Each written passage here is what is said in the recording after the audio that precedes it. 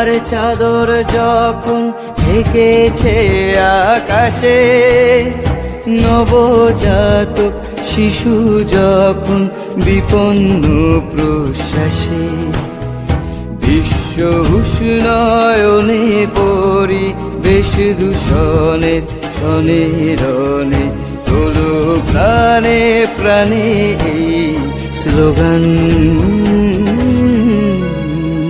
একটি গাছ একটি প্রাণ, একটি গাছ একটি প্রাণ, একটি গাছ একটি প্রাণ, একটি গাছ একটি প্রাণ।